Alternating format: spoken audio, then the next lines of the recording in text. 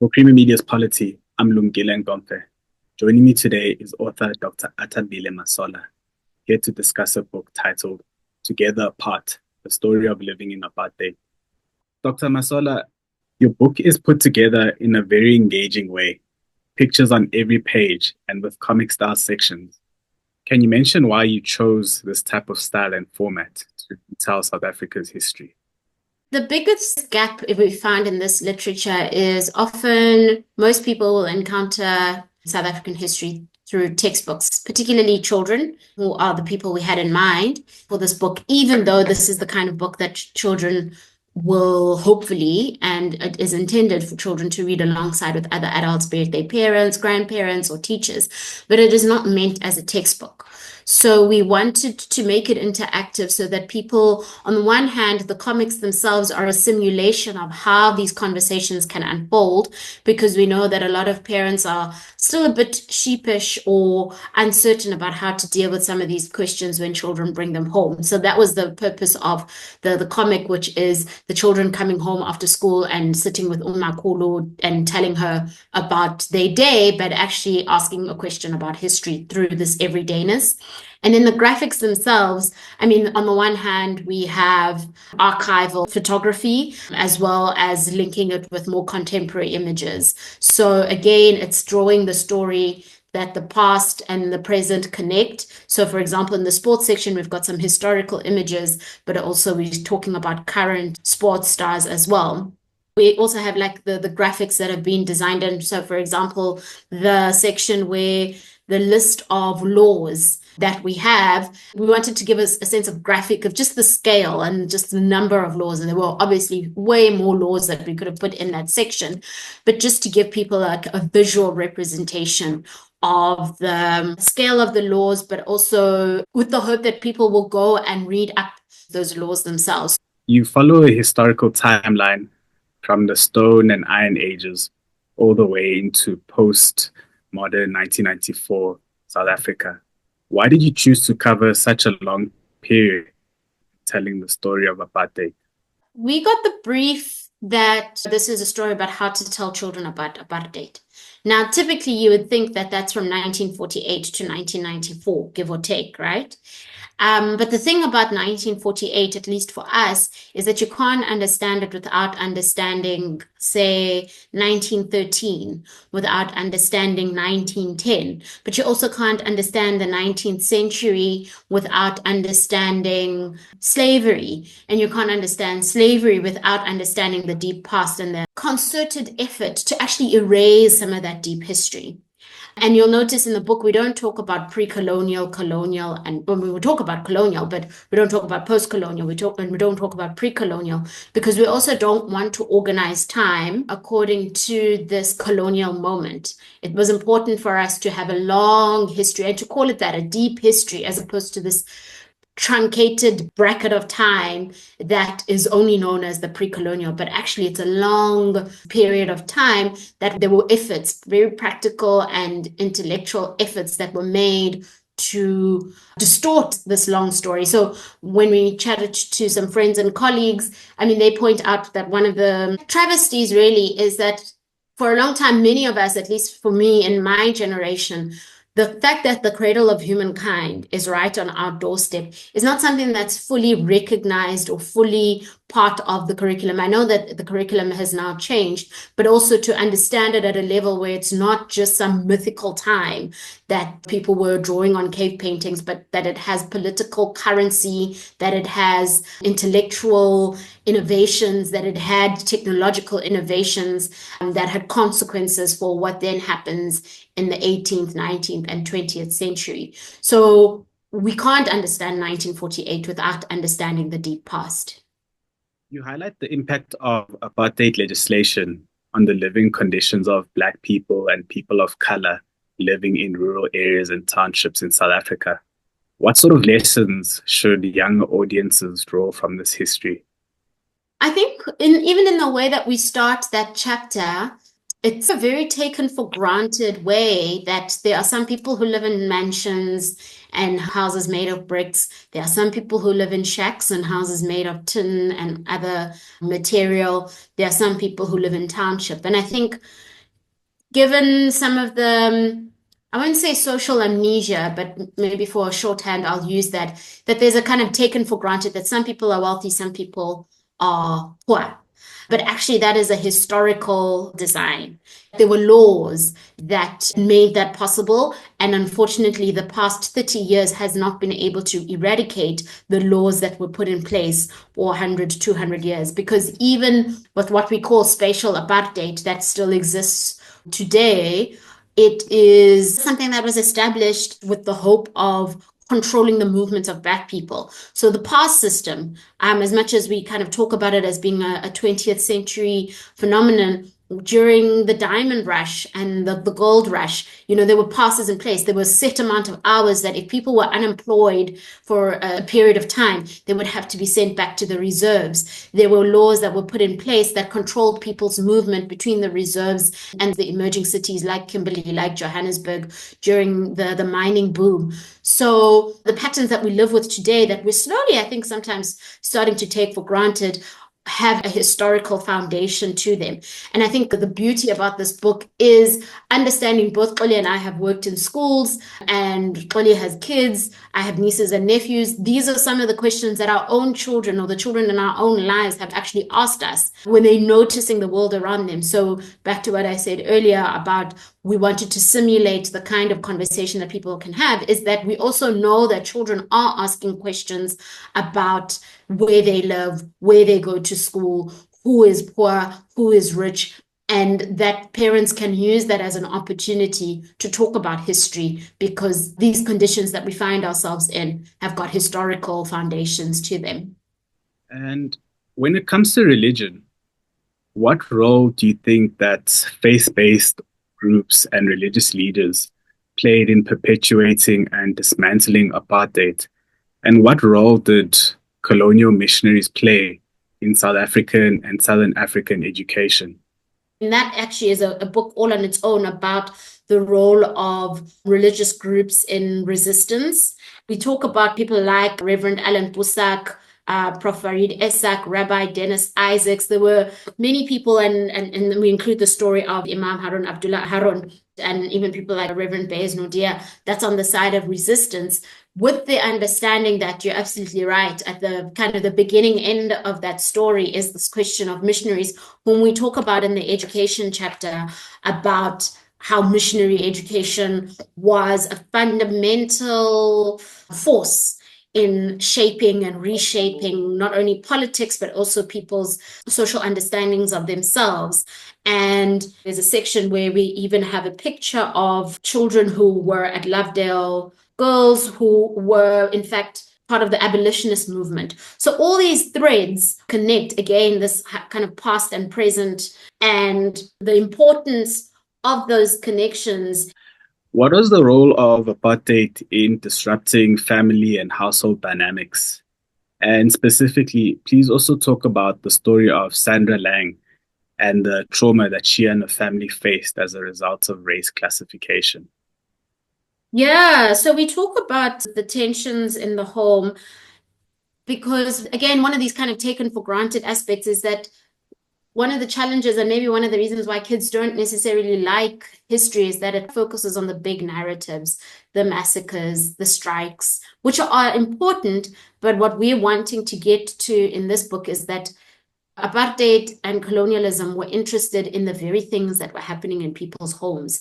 So they tried to legislate. I mean, the Immorality Act, there's nothing more invasive and more personal than who you are sleeping with. But apartheid legislation, and in fact, it was earlier than apartheid legislation, was segregationist era of the first one in 1927, the Immorality Act, tries to legalize who people can love and not love. And of course, is amended in the 1940s and 1950s. So we wanted to talk about that apartheid was, yes, the big moments, but it was also in the everyday. It wanted to legalize who people can be friends with. It wanted to legalize how families organize themselves. So in the labor chapter, we write about migrant labor, which is actually still a big problem today, that split families up. And you ask about the story of Sandra Lang, which most people would know from the film Skin, who was basically a young woman who was born to white parents. Phenotypically, she was Black and goes through this harrowing process of being classified colored and white and then Black all in one lifetime. And the trauma that created for her. So that's taking something like race that people really want to downplay nowadays.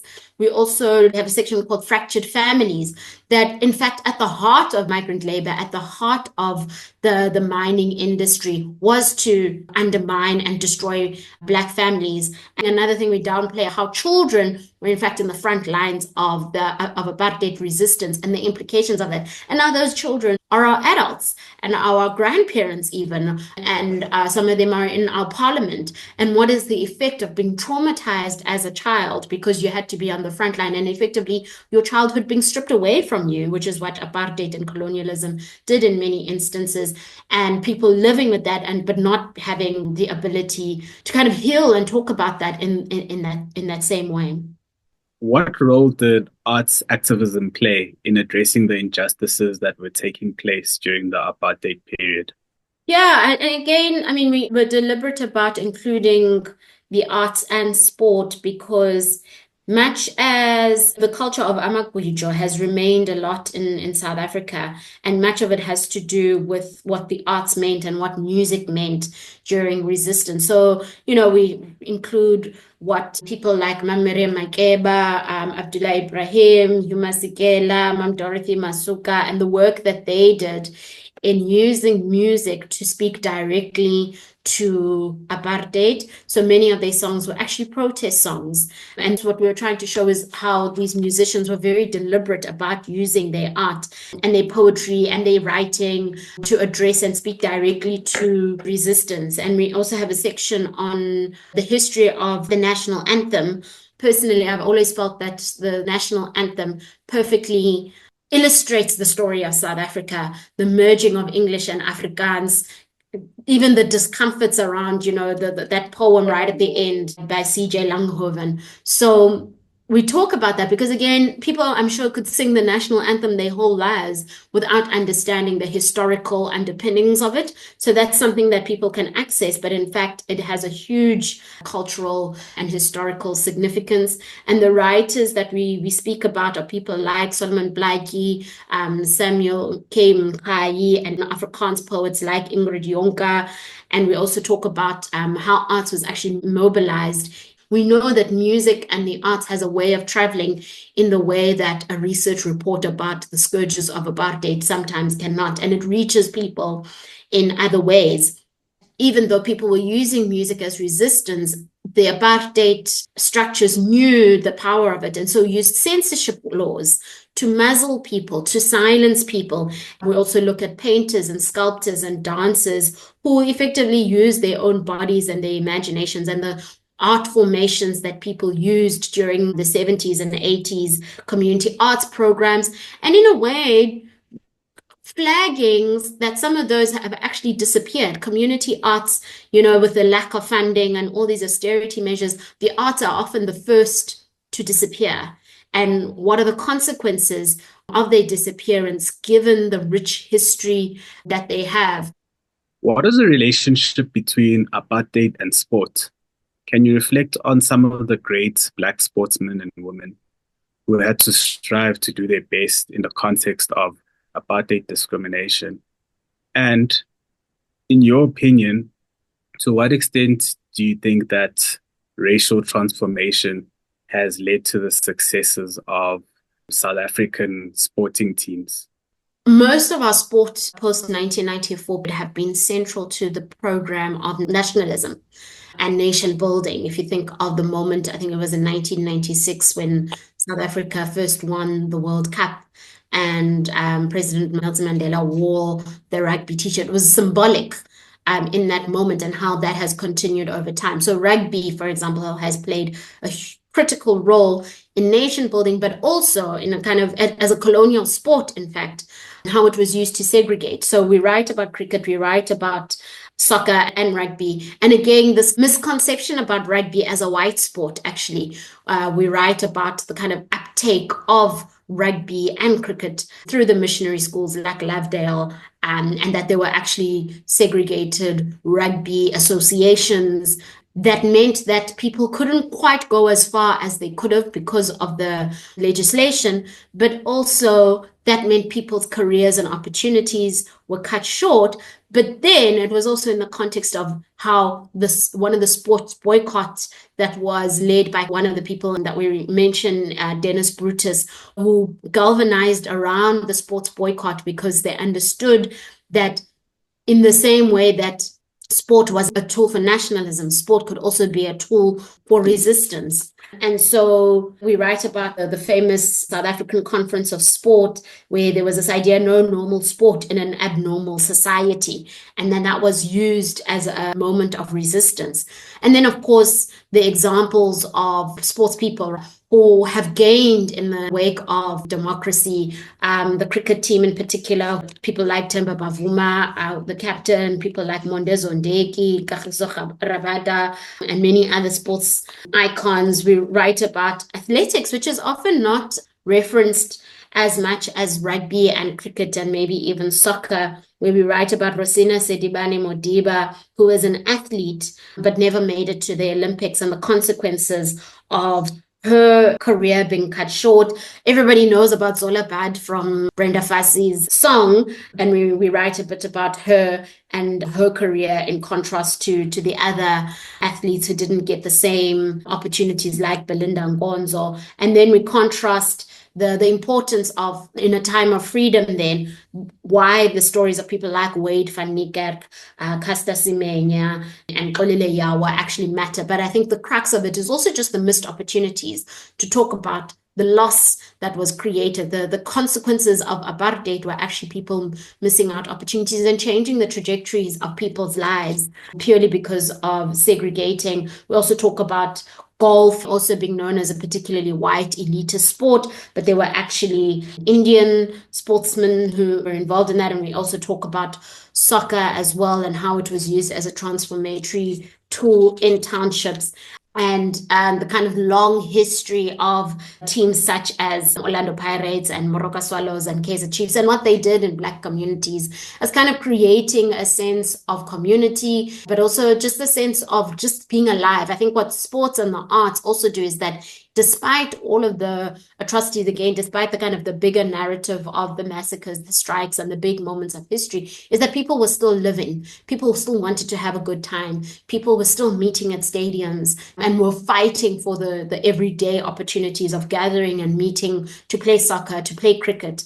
And so, yeah, that there's a deep history of using sports for development then in post-1994. And then the role of women in sports has also shifted because of the changing in human rights. And we see that with the coaching, the Banyana Banyana, we feature Desiree Ellis and Thembi Kgatlana's stories as well. And that wasn't actually possible during apartheid, but now post-1994, there are opportunities for women to participate in sports in different ways. Can you comment on whether you think your book can assist in reversing the prejudicial attitudes that some South Africans still hold on to at this moment? I definitely hope so. The book came out January, February, around the time AfriForum was knocking on the doors of the White House in America. And it felt quite poignant for us that this book would be coming out in that moment, because we understand now that the story of apartheid's history can be mobilized to the point where people will talk of a white genocide without actually taking very seriously what a genocide means in a country that has actually had a genocide of indigenous people. So it was quite striking for us that when we first started having conversations with people, it was within that context. So we do hope that this book will carry that story to be like, let's not forget. We can now mobilize history in particular ways, and people can use it to rewrite history in a particular way. And this book is also available in 5 languages. So we also want families to kind of tell their stories in their own ways, using these books as a way to be able to do that. So that, you know, Afrikaans grandparents, I think, owe their children a story. English grandparents owe their children an explanation. And I think for a lot of the gaps that many Black, colored Indian families face around some of the shame that exists in some of our families about how to tell our story, we're hoping that this book will give them permission to do that. People are often talking about, you know, we need to interview our grandparents, we need to interview our parents about their own experiences. And hopefully this book will give people the opportunities, because sometimes the book kind of feels like a smorgasbord. And we say in the introduction, you know, it's impossible to tell every story, but that's the point of reading this book together, is that it's an opportunity for people to use their own family histories to fill in the gaps of the things that we don't talk about in this book. So that is definitely our hope. And I think knowing that a book like this actually doesn't exist in the market in this way. We've got lots of biographies. We've got lots of books from the US and the UK about history, kind of a global history. But a book like this is long in the making for a country such as ours, because I think for a long time we felt that we actually can't talk to our children about it, or there was there's this fear of what is the age appropriate way to talk about this dark history. But actually our children are asking questions. So I think the best way to help our children in answering those questions, especially the ones that we may find are a little bit more difficult, is that now we have this character Umakulu who can help people get into that conversation and hopefully simulate some of their fears that are founded and are very legitimate. But I think it's a disservice when children are asking questions that then we don't have the ability to be able to respond to them. That was author Dr. Athambile Masola discussing a book titled Together Apart, The Story of Living in Apartheid